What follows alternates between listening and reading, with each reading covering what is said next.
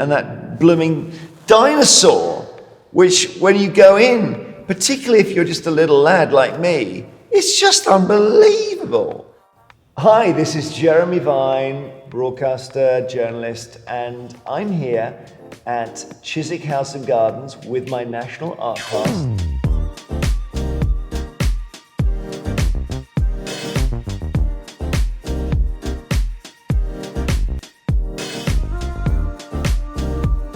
I reckon most people my kind of age, when you ask them what's the first amazing thing they saw in a museum, will go to one of the classic art fun places, which is the Natural History Museum, and that blooming dinosaur, which when you go in, particularly if you're just a little lad like me, it's just unbelievable. The thing was size and scale, and we don't, as adults, we don't think about that so much because we're used to being bigger than the thing we're looking at. When you're a child, you just go, wow.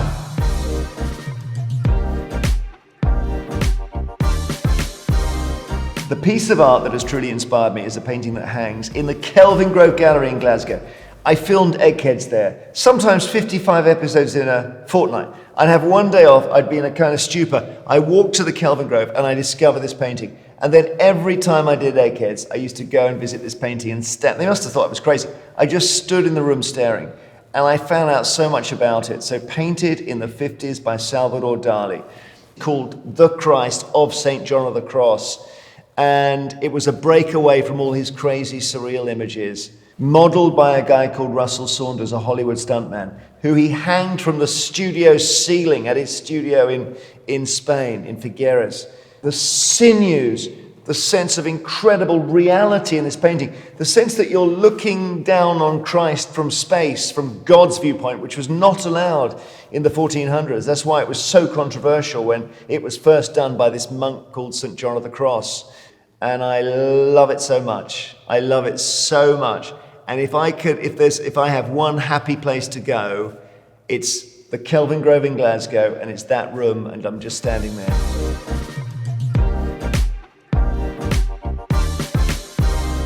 I'll tell you who my gallery companion is, my daughter Martha, who's 20 now.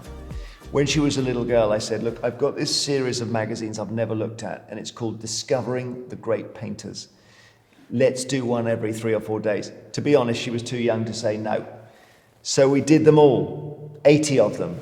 And from that, she's got this amazing love of going and saying, that's a Tintoretto, that's a Degas, that's Gauguin. And I take such pride in that. That's Mantegna, she identified the other day. So if I've got a gallery buddy, it's Martha. And she leads the way now, not me.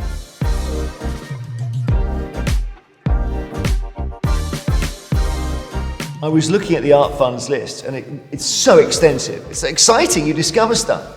I mean, a lot of people around here wouldn't even know this place was here.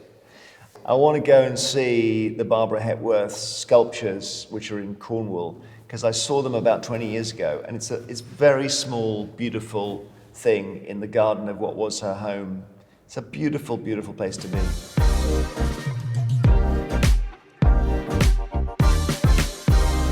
I think the great thing about the National Art Pass is that it sits on your shelf calling to you. You can't just have one and leave it. You don't take it to places, it takes you. Because it's going to tell you, look, hang on, mate. I haven't been used for 2 weeks. You've got to get me out somewhere. Like taking a dog for a walk. And I think the joy of it is to go somewhere new. And I always say this to my daughter because I never wanted her to feel you're going to a gallery to see 200 paintings. I always say we're just going to see one. We're going to see one painting that we remember and then we're going home. As soon as we find the one we like, we're going home. And I just think it takes you off the screen. There's no one shouting at you. It's hopefully a bit quiet. It's got a nice echo. Like this room, and sometimes you can go to a place and be transported back 100 years.